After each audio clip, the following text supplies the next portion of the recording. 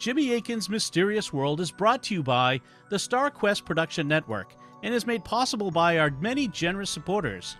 If you'd like to support the podcast, please visit sqpn.com/give. Jimmy Akin's Mysterious World is also brought to you in part through the generous support of Aaron Ferguson Electric and Automation at aaronv.com, AARONV.com, making connections for life for your automation and smart home needs in North and Central Florida. And by rosaryarmy.com. Have more peace. Visit rosaryarmy.com and get a free all-twine knotted rosary, downloadable audio rosaries, and more. Make them, pray them, give them away at rosaryarmy.com. You're listening to episode 156 of Jimmy Akin's Mysterious World, where we look at mysteries from the twin perspectives of faith and reason. In this episode, we're talking with former U.S. military psychic spy, Paul Smith. I'm Dom Bettinelli, and joining me today is Jimmy Akin. Hi, Jimmy. Howdy, Dom. In 1983, a young Army officer named Paul H. Smith received a surprising offer. He was asked if he would be willing to become a psychic spy for the U.S. military. Soon, he was being trained in the discipline of remote viewing by famed psychic Ingo Swann. And then he put the new psychic skill to work doing secret intelligence jobs as part of the project eventually known as Stargate. So who is Paul H. Smith? What is remote viewing? And what happened with Project Stargate? That's what we'll be talking about on this episode of Jimmy Akin's Mysterious World. So, Jimmy, how will we go about covering today's mystery? Paul Smith was very generous with his time and gave us enough material for 2 episodes of Mysterious World. So today we'll hear part 1 of the interview, which takes us inside the Stargate psychic spying program. We'll talk about what motivated the program, how Paul became a part of it, how remote viewing works, and what happened in the program up to the point it was officially canceled in 1984. Next time, we'll hear about how it was brought back from cancellation. We'll hear more about what happened in the program, and we'll ask some questions analyzing remote viewing from the faith and reason perspectives. Awesome. So let's set the stage by giving the listeners some background. What is remote viewing? Remote viewing is the reported ability to pick up sensory impressions of a distant target by psychic means. A specific methodology for using remote viewing was developed in the 1970s and 1980s by psychic Ingo Swann and scientist Hal Puthoff. This method is known as CRV, which can stand either for coordinate remote viewing or controlled remote viewing. It uses a series of stages to try to control the flow of information and boost its accuracy rate. And CRV was one of the main methodologies used in the government psychic spying program between the 1970s and the 1990s. The project went through several names, but its final name was Stargate, and before people ask, it has nothing to do with using wormholes to visit alien planets.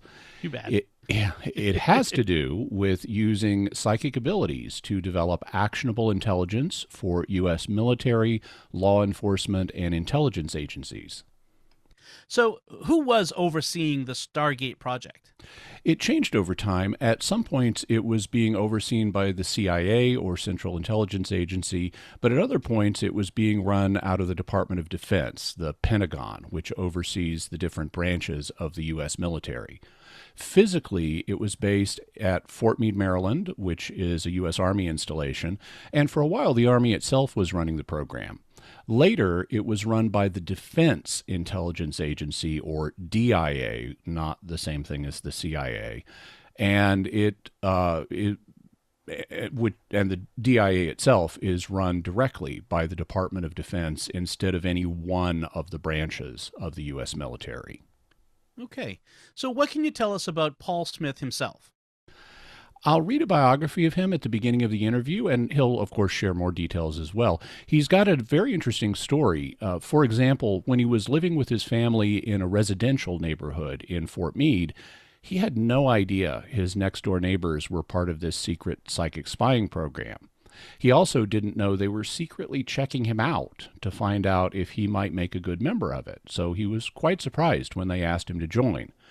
He then became not only a longtime member of the program, but also its main historian. So he's a doubly good guest to have, as he was there when it happened. And he's intimately familiar with its history and has written a book, which is the definitive history of Stargate. And I think listeners will really appreciate his first person perspective of what it was like to be there. So, in the interview, he uses a couple of terms that I thought it might be helpful to clarify for people. One thing he uses is strap hanger. What does that mean? Literally, a strap hanger is a passenger on a bus or a train who stands rather than sits down during the trip. And they commonly hang on to one of the straps, that they have for people to stabilize themselves as they ride. But metaphorically, the term can be used for a person who is added on to a project even though he's not a regular member of it. In the interview, he refers to a man who was added into his training group even though he was from a different part of the Army and wasn't a regular member of the psychic spying program, at least at first. Okay. You also discuss the Bekaa Valley, a term that will be familiar to more mature listeners, but not necessarily younger ones. What is the Bekaa Valley? It's located in Lebanon, and it became famous in the 1980s as part of the Lebanese hostage crisis. Between 1982 and 1992, terrorist groups in Lebanon kidnapped more than 100 foreigners, and they held them hostage for years. This was all over the news, as people who were adults at the time will remember.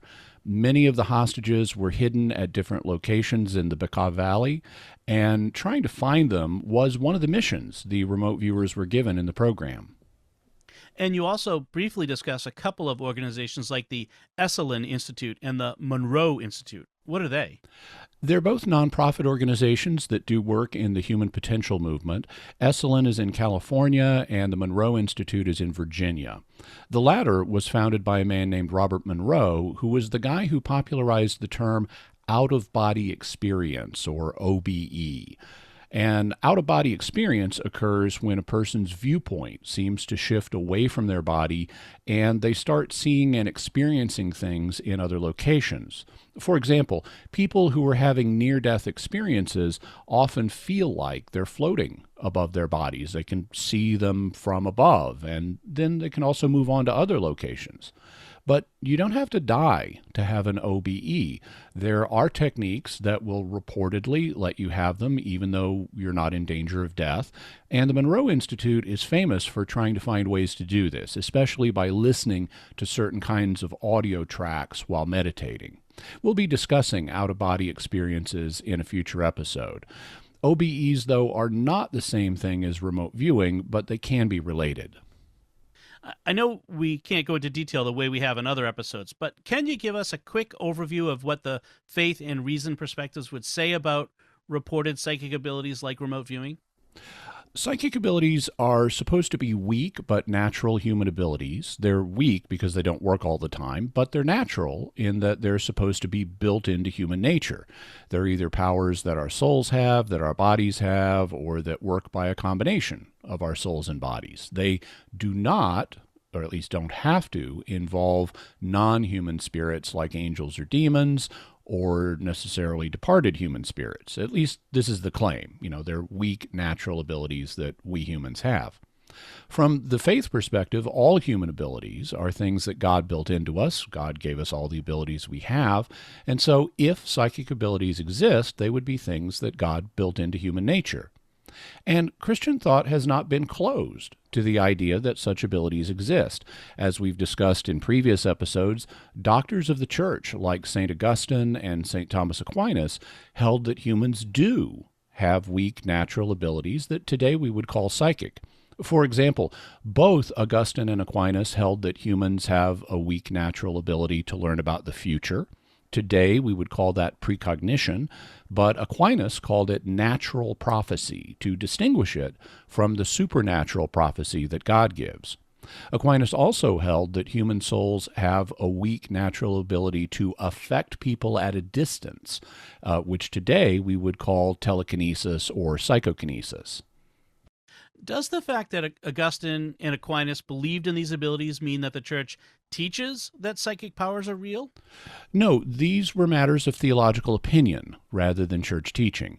What it does show, though, is the idea psychic of psychic powers is not foreign to Christian thought and that it's not automatically contrary to church teaching. Whether psychic powers actually exist is thus something that needs to be examined from the reason perspective, such as the experiments that parapsychologists run. What does the evidence say from the reason perspective? It'll depend on what reported psychic ability you're investigating, but in this case, remote viewing, there has been research done. The claim, of course, is not that remote viewing is always right, because it's a weak ability, kind of like our sense of smell is weak but natural, compared, say, to a dog's. And so our sense of smell has hits and misses. And in the same way, remote viewing is supposed to have hits and misses. The question is whether the hits go beyond what you would expect by random chance. And that means that you need to do a study of the phenomenon statistically and see whether you have better than random chance accuracy. Now, I'm not a statistician, so I leave that question to the statisticians to evaluate, but there have been studies done in this area. A particularly noteworthy one was done at the end of the Stargate program when the CIA commissioned a review of part of the program's results. There have been criticisms of this program and whether it was unduly stacked against remote viewing, but even if it was, the results were surprisingly positive. The two lead experts in charge of the review were Dr. Jessica Utz and Dr. Raymond Hyman. Here's how the paper itself, the report itself, describes them. To evaluate the research program, a blue ribbon panel was assembled. The panel included two noted experts in the area of parapsychology. Dr. Jessica Utz, a professor of statistics at the University of California, Davis, and Dr. Raymond Hyman, a professor of psychology at the University of Oregon. In addition to their extensive credentials, they were selected to represent both sides of the paranormal controversy. Dr. Utz has published articles that view paranormal interpretations positively, while Dr. Hyman was selected to represent a more skeptical position. Both, however, are viewed as fair and open-minded scientists. After completing their review of the files that they were able to look at in the allotted time period, Jessica Utz concluded, using the standards applied to any other area of science, it is concluded that psychic functioning has been well established. The statistical results of the studies examined are far beyond what is expected by chance. Arguments that these results could be due to methodological flaws in the experiments are soundly refuted. Effects of similar magnitude to those found in government-sponsored research have been replicated at a number of laboratories across the world. Such consistency cannot be readily explained by claims of flaws or fraud. By contrast, Ray Hyman concluded, obviously, I do not believe that the contemporary findings of parapsychology, including those from the program, justify concluding that anomalous mental phenomena have been proven. Professor Utz and some parapsychologists believe otherwise. I admit that the latest findings should make them optimistic. The case for psychic functioning seems better than it ever has been. The contemporary findings, along with the output of the program, do seem to indicate that something beyond odd statistical hiccups is taking place. I also have to admit that I do not have a ready explanation for these observed effects. Inexplicable statistical departures from chance, however, are a far cry from compelling evidence for anomalous cognition.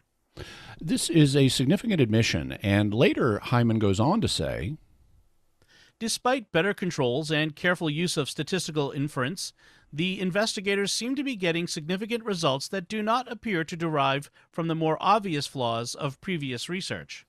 I have argued that this does not justify concluding that anomalous cognition has been demonstrated.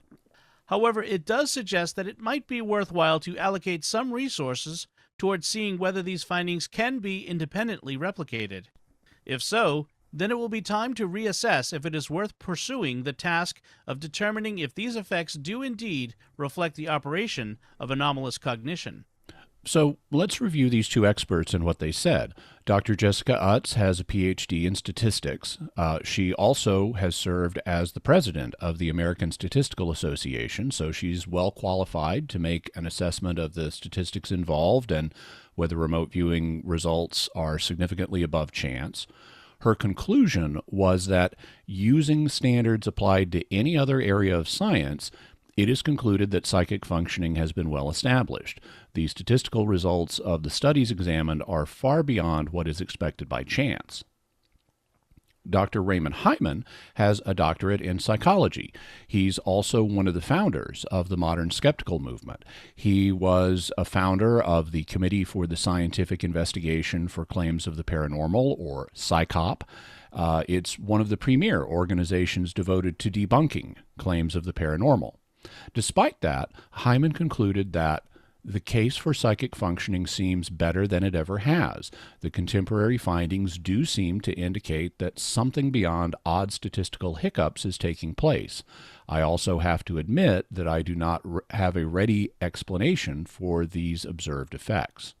He went on to conclude that although he was not personally convinced, it could be worth doing further research, and if the research continued to hold up, it could warrant reassessing whether psychic functioning is real.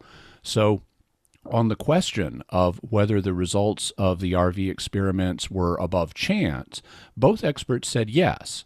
And on the question of whether this was the result of psychic functioning, one said yes, and the other said he wasn't convinced but could change his mind based on future research. So how will all this inform our discussion with Paul Smith? To keep the conversation focused on Stargate itself, we won't be debating whether remote viewing produces better than chance results or whether psychic powers really exist. That's something you can either accept, like Jessica Utz, or challenge, like Ray Hyman. Our task here isn't to settle the question, so you can think whatever you want. Instead, our task in these 2 episodes is to go inside Stargate, learn what motivated it and how it happened, and ask what it would mean from the faith and reason perspectives if remote viewing really works as claimed. If listeners want to go into more depth on the topics we cover in this episode, where can they learn more? We'll have a list of further resources at the end of the episode, including Paul Smith's books and other written resources. In addition, I'd also strongly suggest that listeners check out previous episodes of Mysterious World, where we discuss these topics. The episodes include Episode 79 on religion, magic, psychic phenomena, and science, where we cover the basic distinctions between these categories and how they relate to each other. Episodes 102 and 103 on remote viewing are ones where we cover how Ingo Swann developed the CRV remote viewing methodology and how the Stargate program began. And in episodes 105 and 106 on Aquinas and the Occult, we discuss what St. Thomas Aquinas had to say about psychic powers and other paranormal subjects. Anything else we should say before we hear part 1 of our discussion with Paul Smith? Yes, this episode and next, listeners of Mysterious World have an unusual opportunity. Most people consume the program by audio only, which is normally basically what we can offer since StarQuest's budget doesn't yet allow us to have regular video editing. But I conducted the interview with Paul Smith by video, and Dom and I recorded the opening and closing segments by video. So if you want to see these episodes in video with moving images of Paul, me, and Dom, you can watch them online at youtube.com/Jimmy Akin. That's youtube.com/Jimmy, Jimmy, Akin, Akin, as in Nancy. We'll also have a link to my YouTube channel in the further resources in the show notes. So before we hear the interview, let's say a word of thanks to our patrons. We're going to thank this week, we'd like to thank John K., Chris, Joseph F., Ronald S., and Austin T. Their generous donations at sqpn.com/give make it possible for us to continue Jimmy Akin's Mysterious World and all the shows at StarQuest. You can join them by visiting sqpn.com/give. Jimmy Akin's Mysterious World is also brought to you in part through the generous support of Aaron Vergeson Electric and Automation at aaronv.com. That's AARONV.com. Making connections for life for your automation and smart home needs in North and Central Florida. And by rosaryarmy.com. Have more peace. Visit rosaryarmy.com and get a free all-twine knotted rosary, downloadable audio rosaries, and more. Make them, pray them, give them away at rosaryarmy.com. So without further ado, let's go into my interview with Paul Smith. Dr. Paul H. Smith is a retired Army intelligence officer and Desert Storm veteran. During his military career, he earned the rank of Major. He spent 7 years in the Department of Defense's remote viewing program, which ultimately became known as Stargate. He thus served as one of the military's original psychic spies. He was trained in remote viewing by Ingo Swann, the famous psychic, and he then served as an operational remote viewer, theory instructor and trainer, security officer, and unit historian. He has a BA in Middle Eastern Studies from Brigham Young University and an MS in Strategic Intelligence with Mideast emphasis from the Defense Intelligence University. After leaving the military, he earned a PhD in philosophy at the University of Texas at Austin. He is the president of Remote Viewing Instructional Services and is a founding director and past president of the nonprofit International Remote Viewing Association. He's the author of several books, including The Definitive History of the Stargate Project, a book called Reading the Enemy's Mind, which I strongly recommend to readers and will have a link to. If you're interested in learning about the history of the Stargate Project, this is the book you want to read. Further, of all the remote viewers who have been active in the public eye over the last quarter centuries, he is the most careful, cautious, and balanced that I've read, and I really appreciate that. He's also our very first interview guest here on Mysterious World. So, Dr. Paul H. Smith, welcome. Thank you. It's always fun to be here with somebody new, so to speak, right? And you'd think from listing off all my duties in the military unit that you think I couldn't keep a job. But, well, you're quite an accomplished guy. With both, do you prefer in conversation major or doctor, or what do you prefer? I prefer Paul. Paul, it is then. Yeah. Okay. But I just wanted to say I did all those jobs at the same time, so it wasn't that I was getting fired from one and hired from another. So yeah, multitasking. There we go. Yeah. So tell us a little bit about yourself and your background. Well, I was born in Oregon, but I grew up in southern Nevada. Although I spent all my summers up in Wyoming and other parts of the Rocky Mountains doing farm and ranch work, which was it's too bad that every kid in the United States couldn't do that. Our country would probably look a lot different right now in terms of competence and ability to get along and all that kind of thing. So something will probably come out in the interview. I'm a member of what's called the Mormon Church, the Church of Jesus of Latter-day Saints. I did a mission in Switzerland, which was about as close to going to heaven as you can get. The interesting thing about Mormon missions is you don't get to pick where you wanted to go. There's a place on the form when you apply, where would you like to go? And I knew if I put anything down there, that's the one place I wouldn't be sent. But if I had put something in the blank, it would have been Switzerland. So there were like 140 different possible missions that one could go to. And when I opened up my mission call and it said Switzerland, I about fainted. Because unusual for that experience in life. Unusually, I got to go actually where I wanted to go, and it was great. Was it in Switzerland that you picked up German? Yes. Well, they had what they call the language training mission. You spent 2 months before you went out, intensive German study or whatever language you're going to speak. And then you get to Switzerland, and I got off the plane and heard people speaking Swiss German. I could have sworn they were all speaking Chinese for no resemblance to what I had been studying. I later learned how they connect, but that's what you learn in Switzerland, is learn how to understand the natives. Yeah. And that's often the way it is, the difference between the street language and the formal language. Absolutely. You also then, as I understand, studied Arabic and Hebrew. Yes, I studied Hebrew in college when I went to BYU. I'd had a very strong interest in the Middle East starting from when I was 14. I know that sounds weird. I mean, what kid growing up in Nevada and spending a lot of time in Wyoming or whatever has an interest in the Middle East? But I had read the book Exodus and had been totally fascinated by that whole thing. I learned later there's another side to the story. I learned that by reading T.E. Lawrence's 7 Pillars of Wisdom, But I became fascinated, and at BYU they taught Hebrew, they didn't teach Arabic, and I wanted to learn both. So I studied there, and then became actually enlisted in the Army after my mission, specifically to learn Arabic. So I became an Arabic linguist for the Army, eventually going on to officer candidate school and becoming an officer. And and it's great. I mean, I still am fascinated by the Middle East, and am really dismayed at how ugly things are there in many parts of it, because it's a fascinating place. Yeah. And it's just the politics are, and it's not the religion, it's the politics that are screwing everything up. Yeah. I have an interest in the Middle East as well, and بعرف شوية عربي.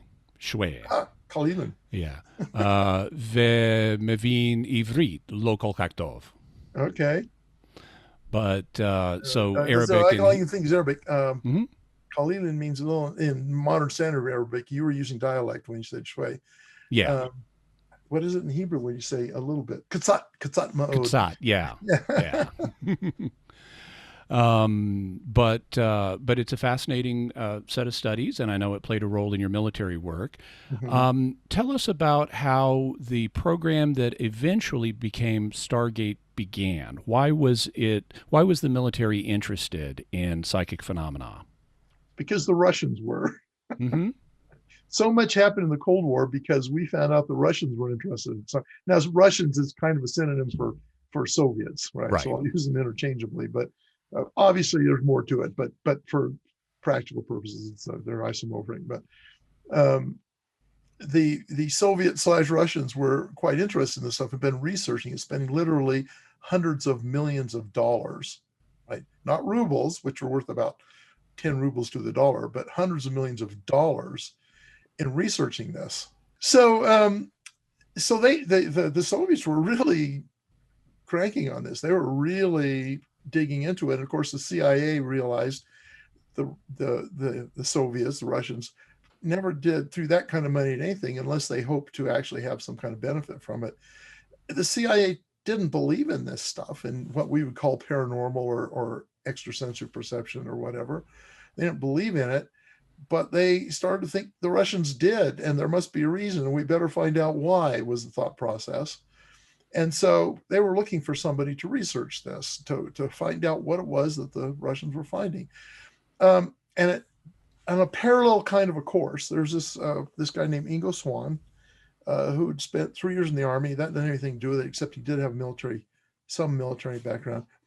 He was working with some researchers in New York City to explore extrasensory perception and out-of-body experiences, that kind of thing, from a scientific perspective. And he developed a protocol he called remote viewing.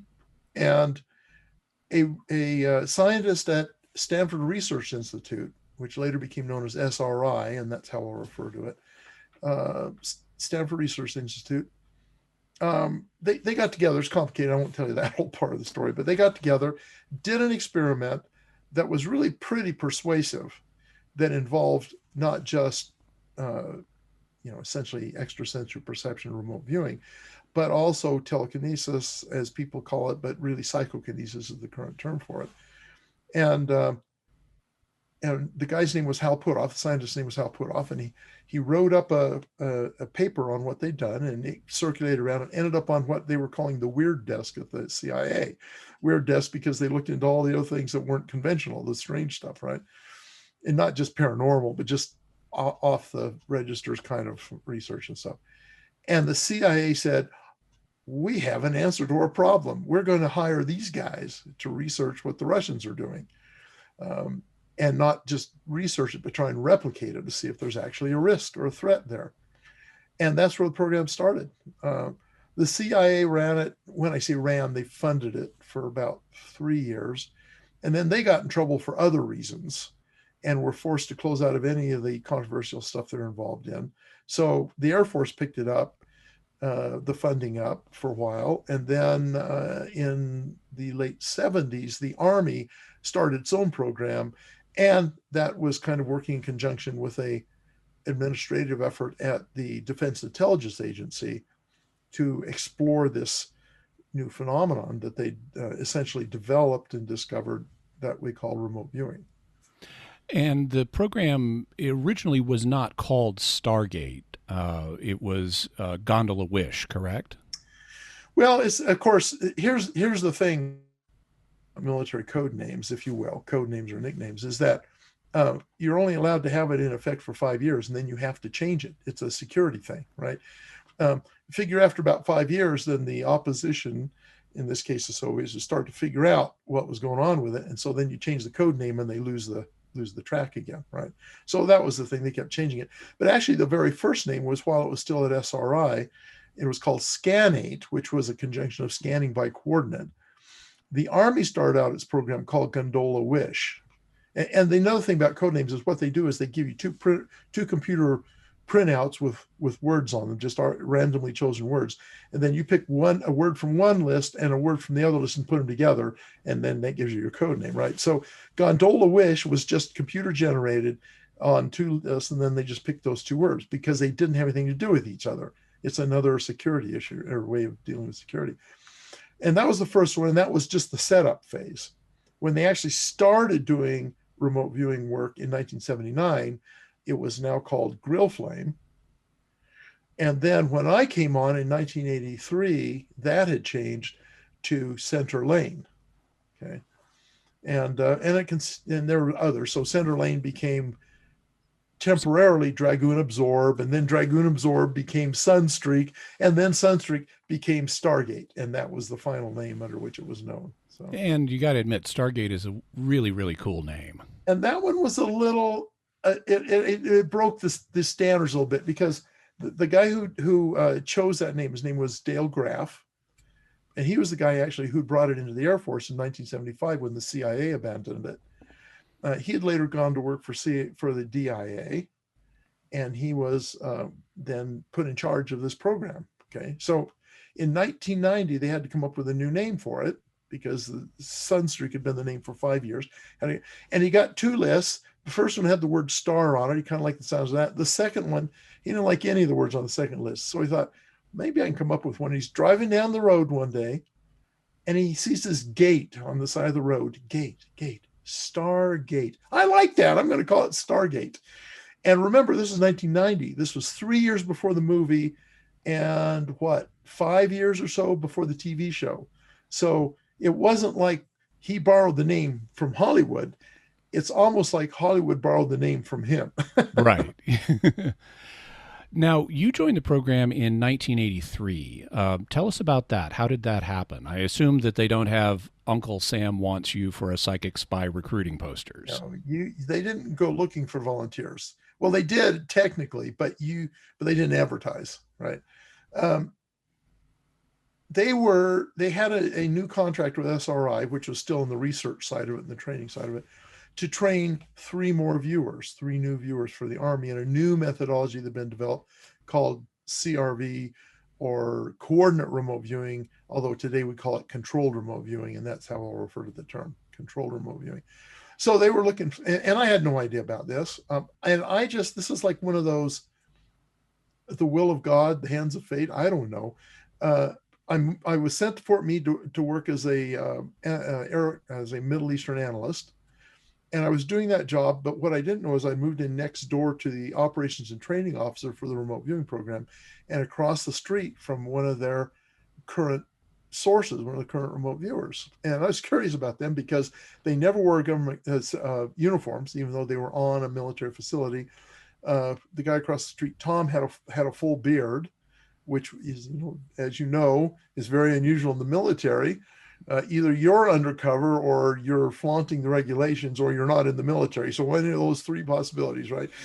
So, and I want to know what they did, but they wouldn't tell me. And now every other discipline on Fort Meade, and they had all four really of the intelligence disciplines. They had human intelligence, which is the human spies. They had signals intelligence with NSA, which is, listening into the radio waves and everything else. They had signal. Let's see, what fits under there? They had optical. Well, IMIT. Yes, the IMIT. So yes, the optical stuff. The satellites and all that stuff represented there. And there's a few other ones. There's MASN. I won't get into the nuts and bolts of the intelligence world, but they had better not. Yeah.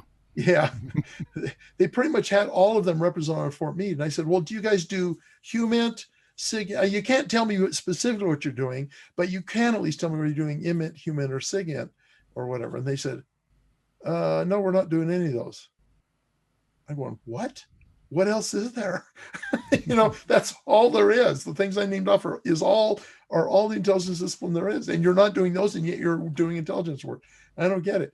Well, eventually I found out they were looking for people who, Army officers who were competent in their careers, who'd done well in their careers, but then had additional interests like in studio art or music, or, well, language is fairly common, but that was one of the indicators in intelligence world, languages.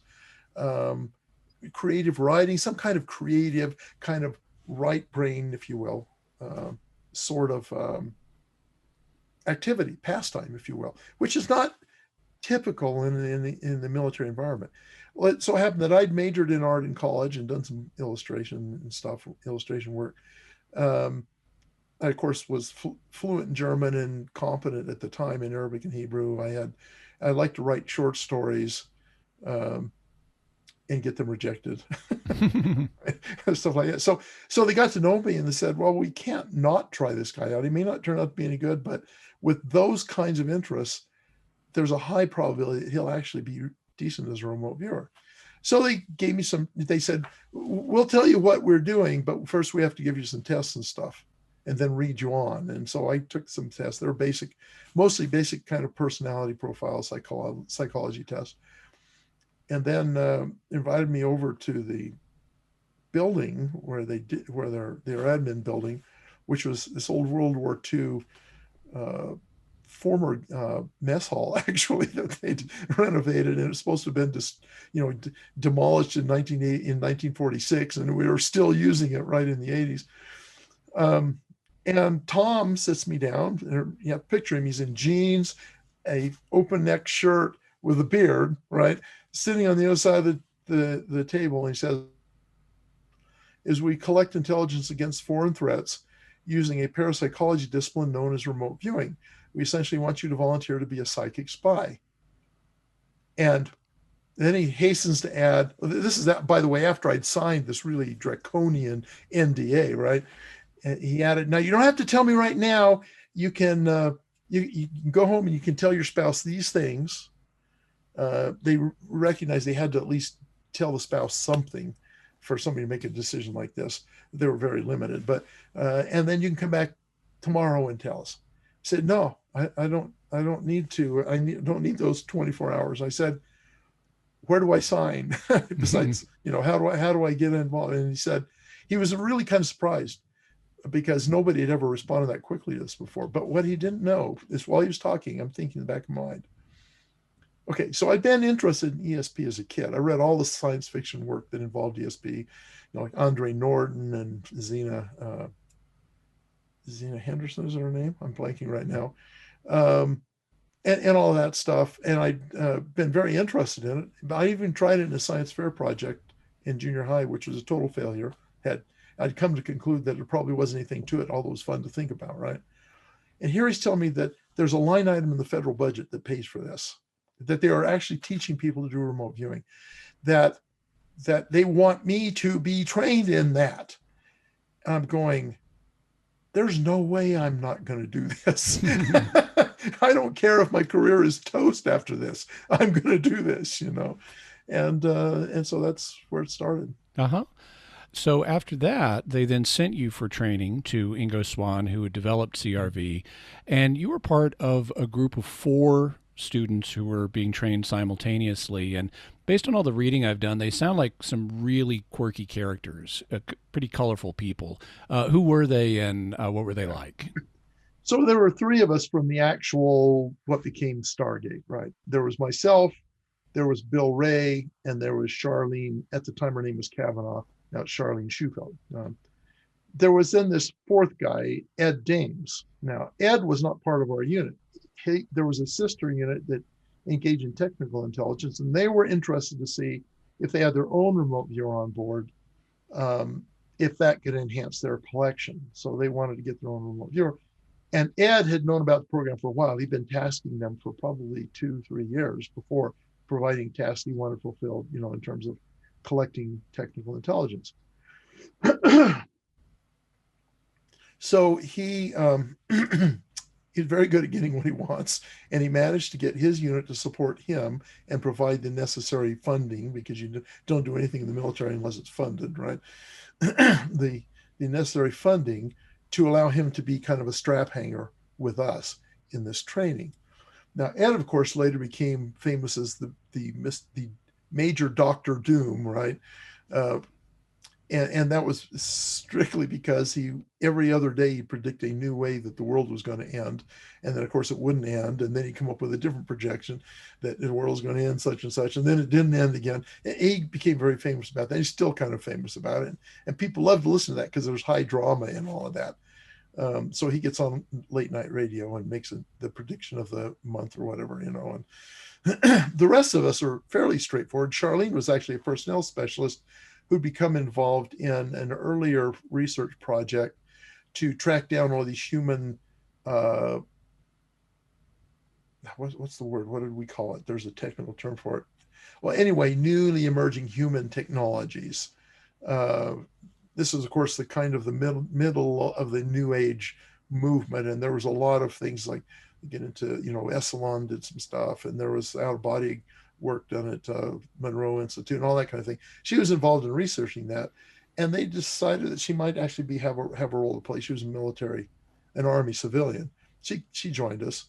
The other guy is Bill Ray, who was a counterintelligence officer, and I'd first met him in Germany and didn't realize I'd met him until we started putting things together after he'd come to Fort Meade for this program. Very committed Irish. That's one of the impressions I've got. Yeah. Yes. He loves to sing off-key Irish songs, but really a great, warm-hearted guy. Just wonderful and brilliant. He's absolutely brilliant.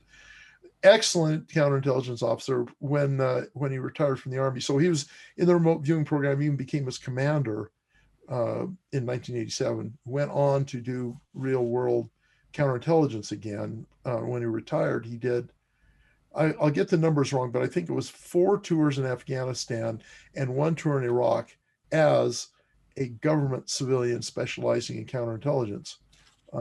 Right in with the combat troops, you know, working to help, you know, protect them from insurgent intelligence collection activities, which of course could be fatal if you didn't stop them, you know.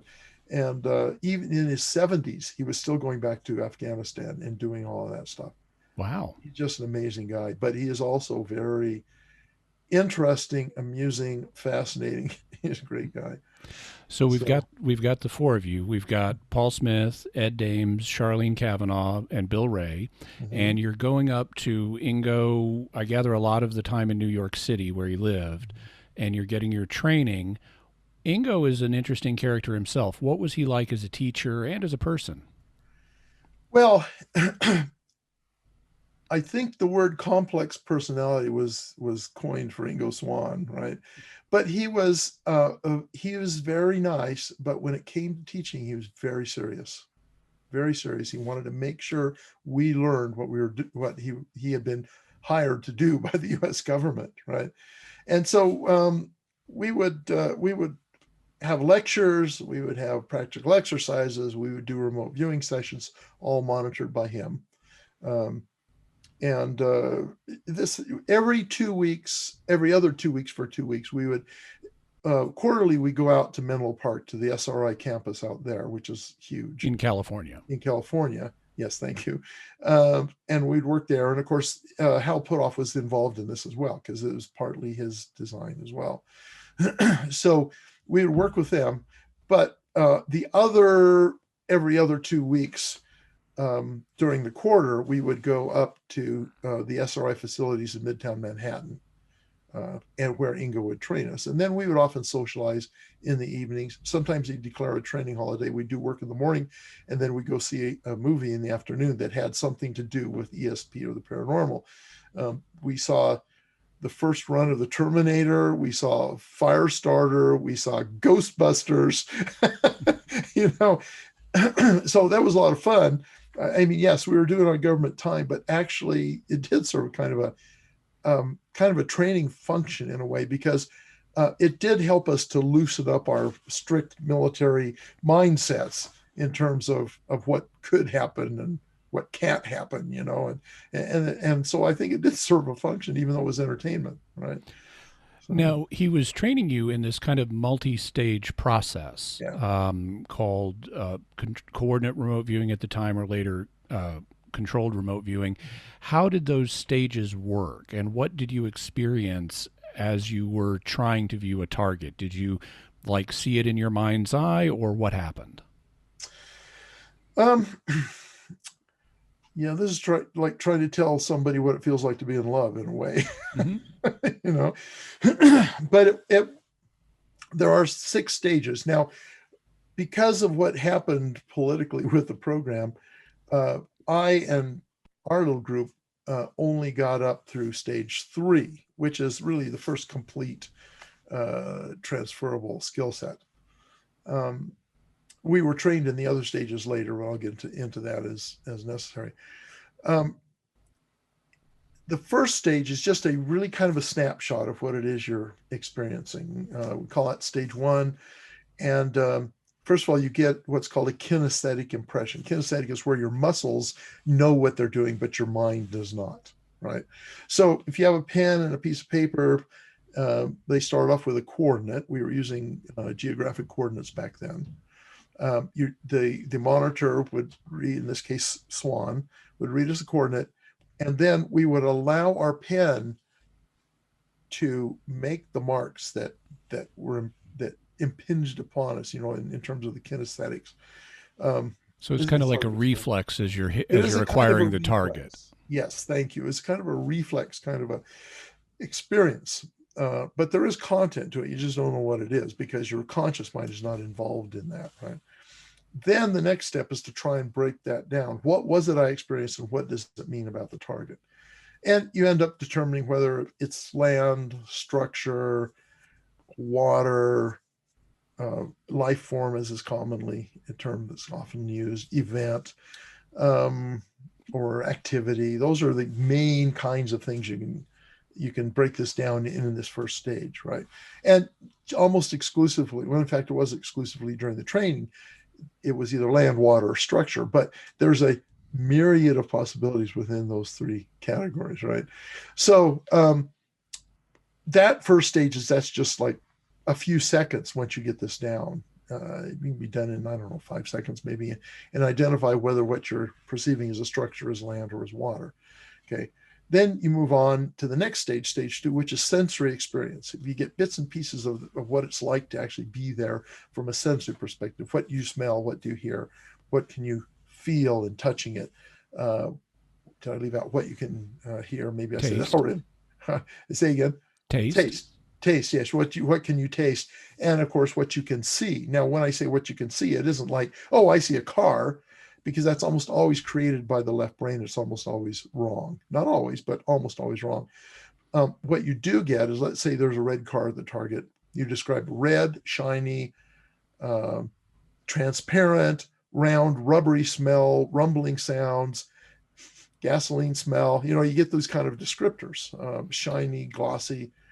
And later on you say, oh, this reminds me of a car or something like that, right? But you don't just see a car in your mind's eye. You don't see, well, if you do see a car in your mind's eye, it's almost always something your left brain's made up. You'll say, well, all of this stuff sounds like a car, and your left brain says, oh, here's a car. But it could be just some arbitrary car it remembers, right? It won't be the actual car that you're seeing there. Occasionally you do actually see the actual car, but that's pretty advanced usually when that happens. So the third stage is what we call dimensional appreciation, and that's where you get the feeling for height, width, volume, depth, distance, that kind of thing.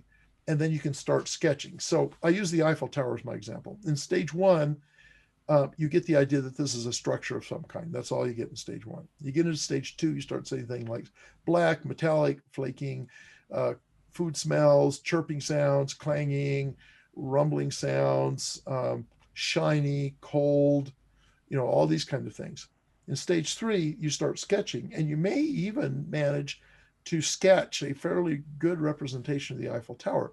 But this, again, is back to the kinesthetic process, that often what you sketch is not something you're seeing in your head. It's just something that feels right. It feels like there should be a curving line here. It feels like there should be crisscrossing things here. It feels like it's tall. It feels like it's hollow, right? And that's the kind of stuff you get in stage 3. And then it goes on from there. You want me to do 4 and 5 and 6? That's okay. It's just basically progressively more information and Yeah, reflecting on it and trying to get actionable intelligence out of it. exactly. You finally get to the point where you actually get complex abstract terms like tourism or like foreign or like this is a monument or things like that. And you can even make a 3-dimensional model when you get to stage 6 of it, kind of like Close Encounters of the Third Kind, where Richard Dreyfuss is building Devil's Tower out of mashed potatoes on the dining room table. You know, that's a stage 6 kind of an experience in controlled remote viewing. Now, after your training, they then put you to work in Center Lane and asked you to start not just testing, like viewing the Eiffel Tower, but trying to find out about actual intelligence situations where the information would be of use. What kind of stuff were they having you observe at that point? So it's probably easier to address this for the whole breadth of the program, right? Because we did different things at different times. The first ever operational thing we worked was actually trying to find the location of a missing DEA agent who'd been kidnapped in El Paso and smuggled across the Mexican border and ultimately killed. We were called in actually at night. The guy's name was Enrique Camarena. Really good guy. Sad this happened to him. So we were trying to describe it, and we weren't even technically operational yet. We hadn't finished our training, but in a crisis situation, we even had the secretary trying to do it.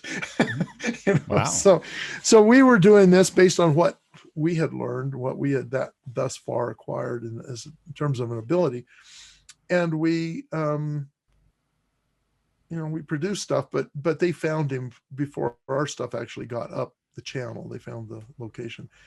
The upside of that was the very next day in the national news, they had images of the location. It was a ranch house in northern Mexico.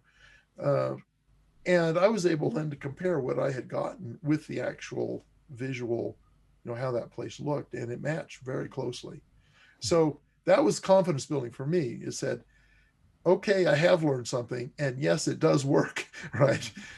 Even though we didn't get to use it, which unfortunately was often the story. We produced good data, but it wouldn't get up the food chain quickly enough for them to do anything with it, right? And other times it'd be discounted. The people find out where it came from and they say, oh, that can't be true. And then they wouldn't even look at it. And then after the fact, they'd say, oh, that actually was right. That happened particularly in a case maybe we'll talk about later. But so we also did things like trying to track, what were they called? Anti-ship missiles the Iranians had. Mm-hmm. Trying to track hostages in the Middle East, Western hostages in the Bekaa Valley, Chinese nuclear tests, Russian Russian weapons technology, particle beam weapons, things like that. We had one whole long face where we were dedicated almost exclusively to war on drugs, trying to track narco traffickers, drug shipments, drug transfer points, that kind of thing. That was actually really quite successful, surprisingly. And you had a good bit of success with these different things in general, or you wouldn't have the clients keep coming back to you. That's true. And now, obviously, I'll be the first to say remote viewing doesn't always work. Mm-hmm. There were times when we just totally fell flat on our faces, but there are other times when it absolutely indisputably was successful, based strictly on remote viewing. But then my counter to that is that there's no intelligence methodology that actually works 100% of the time. People have this huge faith in satellites. Only a small fraction of the total satellite take in the inventory is of any value whatsoever.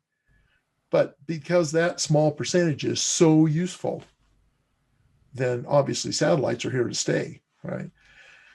And the same thing applied to remote viewing. Oftentimes didn't work at all. Sometimes it worked, but we provided information they already had. But there were times when they provided information nobody had, and it turned out to be right. And that's the part that kept us going. Were there particular types of things that were easier to view than others? Were there higher successes with some types of things than other things?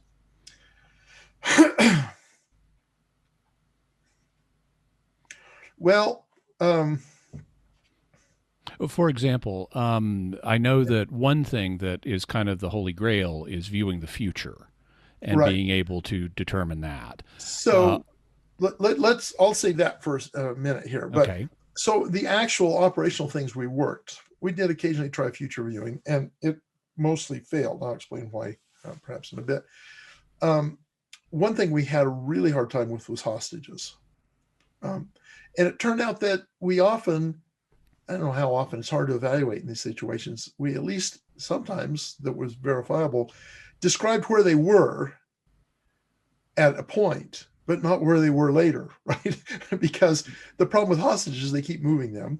There's two problems with, particularly in a place like the Bekaa Valley, there's two problems. The first one is you can remote view where the hostage is right now, but they may move them by the time you get there. Of course, we have that same problem, for example, in the raid on Son Tay in Vietnam, where they're trying to free those prisoners in North Vietnam. Their intelligence said they were there. And when they attacked the Son Tay prisoner camp, they would have succeeded in liberating the prisoners, except that like the week before they'd moved them out and the intelligence wasn't timely enough to tell the US that had happened, right? So the same thing happened in Bekaa Valley. Oftentimes we'd give them the intelligence, it would turn out to be right, but by the time they were able to get into it, they weren't there anymore, right? The other problem is very often we were identifying them in places where there's no way you could get people in. I mean, it doesn't do you any good to know where a hostage is if it's a setting where you couldn't reasonably, with any chance of success, get a strike team in to rescue them. And so that happens a lot in the intelligence world, where they get really good intel, but there's nothing you can do about it. You can't actually operationalize it.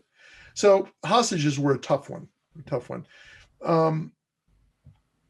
Most of the time, other ones were probably about equally successful, I would say, in our success rate. If you could even, you can't really calculate what a success rate is, but generally speaking, we seem to have the success to failure ratio for the things got evaluated seem to be roughly the same across the board for the other kinds of targets. So the future is a little bit tougher. We tried a number of instances to try and predict the future and failed. And I think the reason is you get people who believe that the timeline is we live in a block universe where past, present, future all exist on a continuum. They're all present right now. They all exist. And all we are is a point of perception that moves along these things, right? The remote viewing evidence suggests that's false.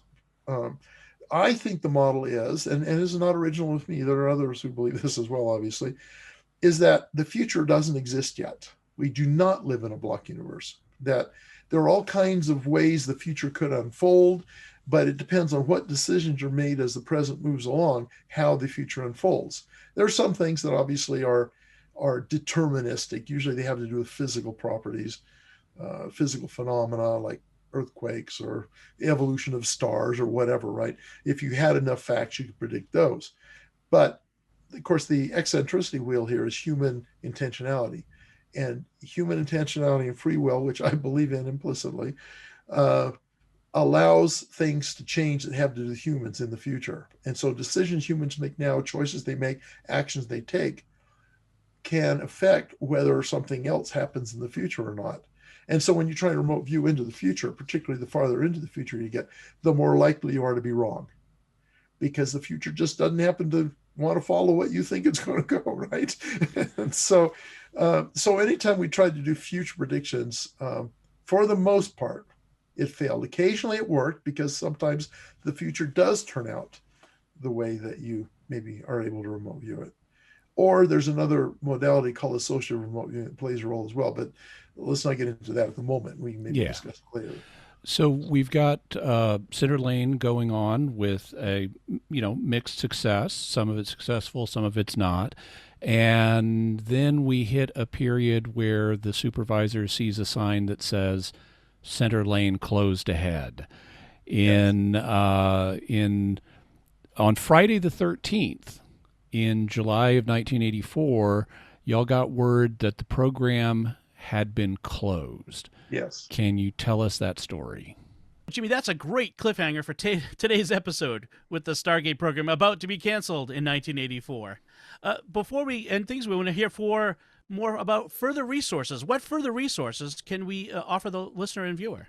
Well, we'll have a link to Paul Smith's book, The Essential Guide to Remote Viewing. And this book is written for a wide audience, including people who don't know anything about remote viewing. In fact, it's designed for people who study or practice RV to give to skeptical friends and family to help them understand what this is all about.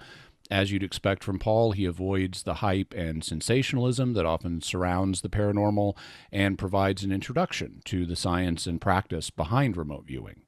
We'll also have a link to his book, Reading the Enemy's Mind, which is the definitive history of the Stargate program, and I highly recommend that one. Also, we'll have a link to his blog, articles about the Stargate program, my YouTube channel, so you can watch this in video. Also, an article I wrote on St. Thomas Aquinas and the occult, where we even have an algorithm of the principles that Aquinas uses to evaluate paranormal phenomena. Also, we'll have links to episodes 102 and 103 on remote viewing, episodes 105 and 106 on Aquinas and the occult, and episode 79 on religion, magic, psychic phenomena, and science. Also, we'll have a link to a video where a British remote viewer named Daz Smith demonstrates the first 3 stages of controlled remote viewing. In this video, he's set it up for people who are interested in maybe learning remote viewing, but even if you're not interested in learning remote viewing, he's got a really nice demonstration of how those first 3 stages work, and I'll have it queued up for that. Also, briefly, if you want to read more about the Bekaa Valley or the Lebanese hostage crisis, we'll have links for information about those as well. Excellent. So, Jimmy, what do we have for mysterious headlines this week? Well, we have a psychology theme in our mysterious headlines this week. Now, one of the problems that remote viewers have to deal with is random thoughts that are not what they're there to record, to just pop up in your mind. But remote viewers aren't the only people that have to deal with those. A lot of us, in fact, all of us, have stray random thoughts that can be annoying at times. Sometimes they cause people anxiety. And there's a suggestion, there have been different suggestions over time about how do you deal with those thoughts. Well, we'll have a link to an article from Psychology Today talking about how one could treat anxious thoughts like annoying internet pop-up ads and get rid of them and dismiss them without really worrying about them. So if you have distracting thoughts, whether you're remote viewing or just living your daily life, check out the article from Psychology Today on treating thoughts like internet pop-up ads. Also, psychology doesn't just apply to our species. Every species has its own psychology. And one of the things you may have heard about dogs and foxes and wolves in particular is that their psychology results in there being an alpha pair in each wolf pack, a single dominant male and dominant female, and a hierarchy of other adult males and females built around that alpha pair, who sometimes gets challenged for their dominant position. Well, it turns out that happens if you take a bunch of wolves and cram them into a small space. But that's not how wolves function in the wild. In the wild, a wolf pack is really, it turns out, is a pair of parents and their offspring. And so you don't have these broader packs under ordinary circumstances. You don't have these broader packs with an alpha pair and so forth. So we'll also have a link to, and of course they have a lot of wolves in Norway, so they've done a lot of the science there. We'll have a link to an article from Science Norway that talks about how wolf packs don't really have alphas. It's actually a lot more interesting than that. Interesting. I'll be looking forward to that. I wonder if I can get an internet pop-up ad blocker for my brain. That would be really great. I'm sure Elon Musk would love to sell you one. That's right. All right. So I think that's it from us. We'd love to hear your thoughts about our conversation with Paul Smith about remote viewing and the Stargate project. You can let us know online by visiting sqpn.com or the Jimmy Akin's Mysterious World Facebook page, or sending an email to mysterious@sqpn.com, or by sending a tweet to @MYS_world. So, Jimmy, what's our next episode going to be about? Next episode, we'll hear about what led to the program's cancellation in 1984 and then how it was brought back from cancellation at the last minute. We'll also hear more about its history, including Paul's most famous remote viewing hit. And Paul and I will be analyzing remote viewing from the faith and reason perspectives. Excellent. You can find links to Jimmy's resources from our discussion and links to those mysterious headlines on our show notes at sqpn.com/mysterious. And remember, to help us continue to produce the podcast, please visit sqpn.com/give. Until next time, Jimmy Akin, thank you for exploring with us our mysterious world. Thanks, Tom. And once again, I'm Dom Bettinelli. Thank you for listening to Jimmy Akin's Mysterious World on StarQuest.